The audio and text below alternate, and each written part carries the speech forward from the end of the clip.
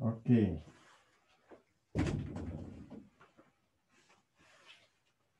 Donc, on va passer au gaz parfait. Puis, ce qu'on va faire tout le long, hein, c'est de se souvenir qu'on a deux variables indépendantes. Donc, qu'est-ce que j'ai au total comme variable? J'ai l'entropie, l'énergie, le volume, la pression, la température. Et puis, si je connais l'entropie en fonction de l'énergie puis du volume, je peux calculer ces deux-là. Mais en réalité, l'entropie, je peux l'écrire comme une fonction de P et T si je veux, ou je peux utiliser T en fonction de E et V. J'ai deux variables indépendantes. C'est la leçon à retenir. Évidemment, N est toujours là. On va revenir au nombre de particules à la fin. Donc, quand j'écris que ds est égal à 1 sur T dE plus P sur T dV, ça, c'est la physique, d'accord? Changement d'énergie interne est relié au travail. Ici, je donne l'exemple, évidemment, celui relié à la pression, mais vous avez beaucoup d'exemples dans les devoirs qui sont reliés au travail magnétique à la place. Il peut y avoir toutes sortes de travail, mais on se restreint à ça pour restreindre la discussion. Donc, ça, c'est la physique, c'est toujours là. Puis ensuite, ce que les mathématiques nous disent, c'est qu'on peut écrire que, par exemple, ds est une fonction de la pression puis de la température. À ce moment-là, j'ai 1 sur T. Puis là, j'ai dE qui va être une fonction de la pression et de la température, plus P sur T dV qui va être une fonction de la pression et de la température. D'accord? J'ai utilisé deux variables indépendantes, pression et température. Donc, ça, c'est la physique. Bon, maintenant, les mathématiques, où est-ce qu'ils interviennent? Bien, mon DE, je veux que ce soit pour pression et température qui apparaissent ici. Donc, ça veut dire qu'il faut que j'écrive que DE est égal à DE sur dP à T constant dP plus DE dt à P constant dt. D'accord? Ça, c'est les mathématiques. Quand j'ai une fonction de deux variables, elle dépend de P et T. Donc, DE, c'est DE dP, dP, DE dt, dt. D'accord? Donc, si vous avez compris ça, là, tous les trucs qu'on va utiliser après, ça va être très simple. D'accord? Est-ce que c'est clair, ça? Est-ce qu'il y a des questions? C'est bon? C'est notre façon de travailler. Donc, on va donner des exemples avec le gaz parfait.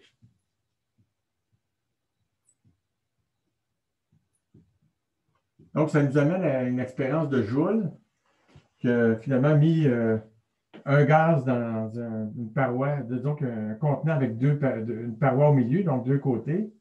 Donc, il a fait le vide d'un des côtés.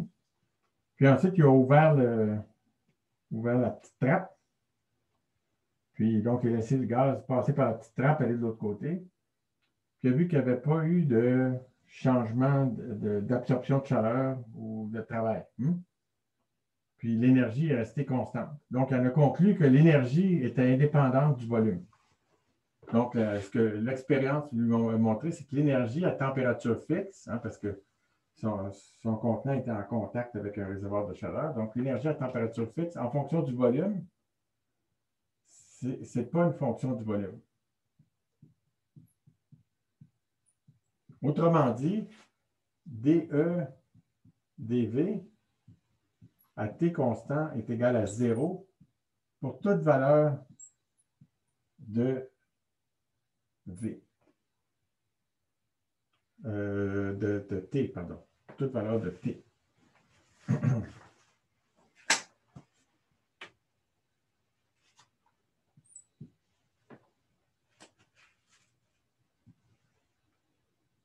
Ça, c'est l'expérience.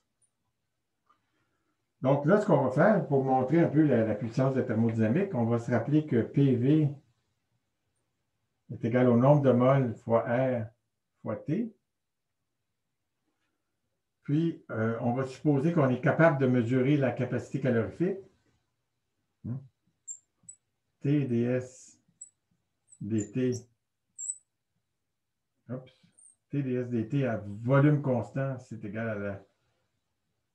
donc, nu fois la chaleur spécifique à volume constant.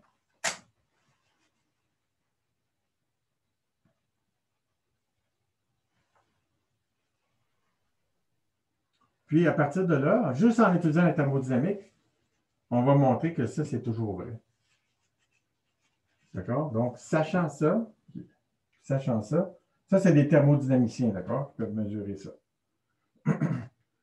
Donc, comment est-ce qu'on va faire pour prouver ça? Bien, on va partir de ds ici.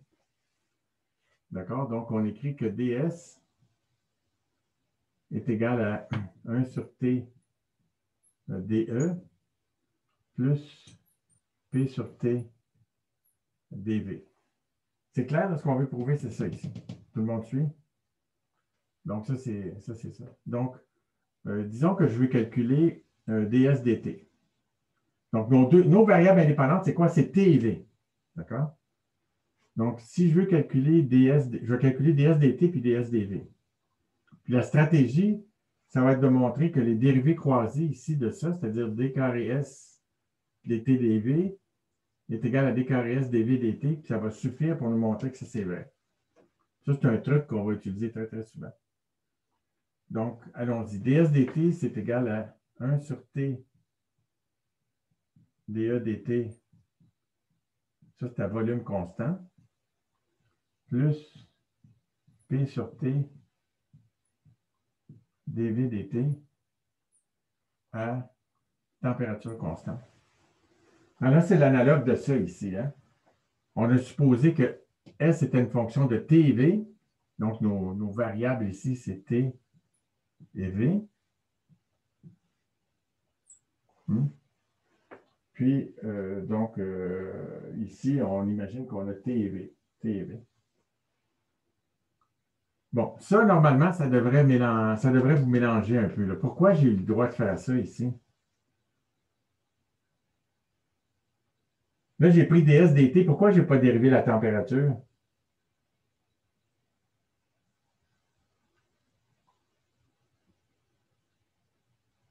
Ben, l'expression de DS, c'est quand t'es comme déjà dérivé. Là. Je veux dire, c'était pas Oui, S. Hein. oui, exactement. Puis ça, là, je vous garantis, là, dans l'examen, là, il va y avoir des erreurs. OK? Donc, faites, là, je lève un drapeau rouge. OK? Vous voyez, ds égale 1 sur t dE plus p sur t dv. Donc, il n'y a rien de plus simple que ça. C'est comme si on dérivait, c'est comme si on divisait par dt. D'accord? On divise ça par dt, ça par dt, ça par dt, puis on prend la limite pour arriver à une dérivée. Est-ce que c'est bien clair, ça? Moi, j'ai une petite question. Oui, vas-y. Pour le troisième terme, dv sur dt, pourquoi c'est t qui est constant à la place d'être v? Grosse erreur. Ça, c'est dt à v constant. Puis ici, c'est dv dt à v constant. Puis, ben, ça, c'est une dérivée que je connais bien. Ça donne quoi? Ça donne 0. 0, hein? 0. Merci beaucoup, Jérôme. Il n'y a pas juste vous autres qui faites des erreurs. J'ai fait une grosse. Hein? C'est vraiment, on divise par dt, puis on garde v constant. Hein? Donc, ça, c'est 0.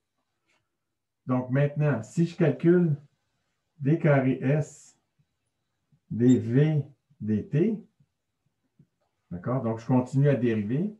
Bon, là, je dérive par rapport à v à t constant. Donc, il n'y a pas de dérivée de t. Donc, ça donne 1 sur t d carré e dv dt. D'accord? Bon, maintenant, cette dérivée-là, ça devrait être égal à la même chose si je le calcule dans le sens contraire. dt dv. Pourquoi?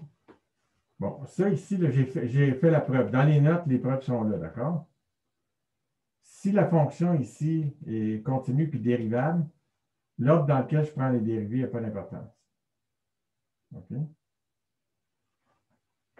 Donc, lorsqu'on arrive à des transitions de phase, il peut se passer des choses bizarres avec l'entropie, puis il peut y avoir des sauts, etc., là, ou des changements de pente qui sont des pentes qui ne sont pas continues.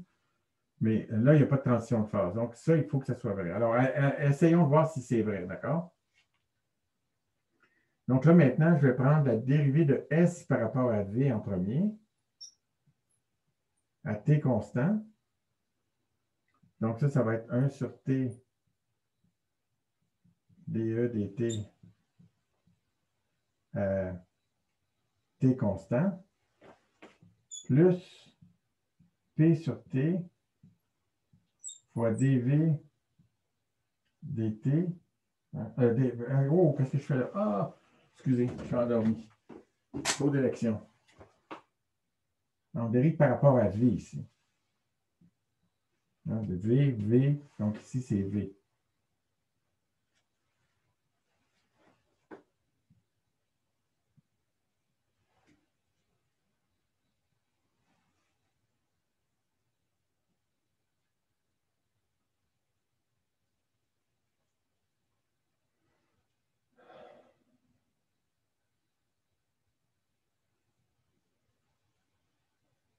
D'accord? Donc ça, dV à T constant, ben ça donne juste 1.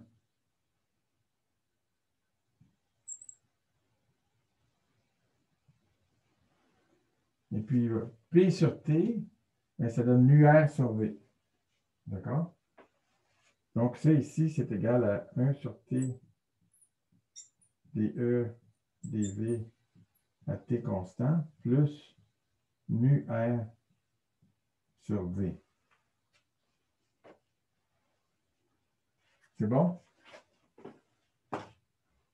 OK, j'espère que je ne me suis pas trompé. Tout le monde est d'accord? Maintenant, il nous reste à prendre la dérivée par rapport à T de l'expression qui est en haut. Donc, ça ici, c'est moins 1 sur T carré. D'accord?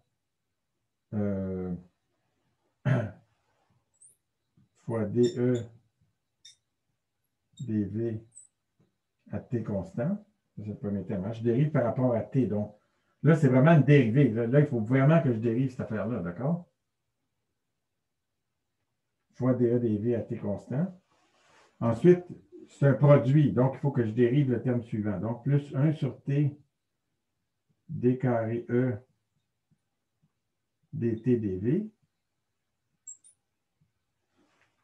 Puis, si je dérive ça par rapport à la température, qu'est-ce que ça donne? Ça donne 0. D'accord? Parce que là, c'est le volume et la température qui sont mes deux variables indépendantes. Donc, quand je dérive le volume par rapport à la température, bien, c'est 0 dans ce cas-ci.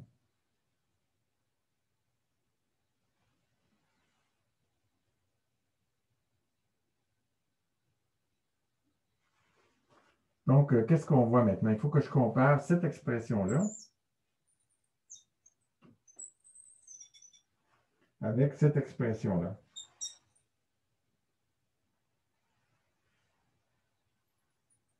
Bon. Donc,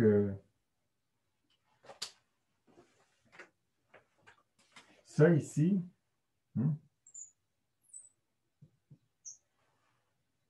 c'est égal à ça, parce que c'est une propriété des dérivés.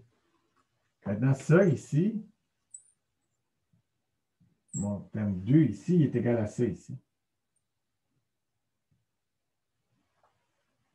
Donc, qu'est-ce qu'il faut que j'en conclue? Il faut que j'en conclue que dE dV à T constant est égal à 0. D'accord? La seule façon que ça et ça soient cohérents, c'est que dE dV à T constant soit égal à 0.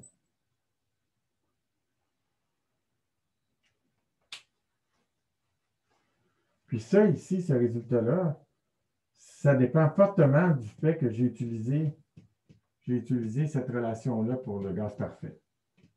Hein? Si ce terme-là avait été dépendant de la température aussi, Mais clairement, j'aurais eu un autre terme, puis j'aurais trouvé une relation entre DE, DV, puis cet autre dérivé-là, mais ça n'aurait pas été zéro.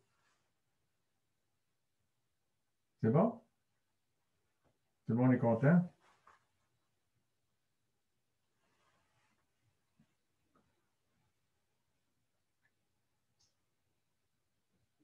OK. Donc,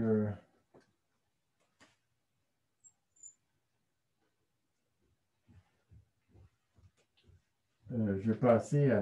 donc, je pense qu'on va arrêter ici, puis on reprend dans 10 minutes, d'accord? Donc, à 8h56. C'est bon? OK. Donc, petite pause syndicale pendant que je fasse le tableau.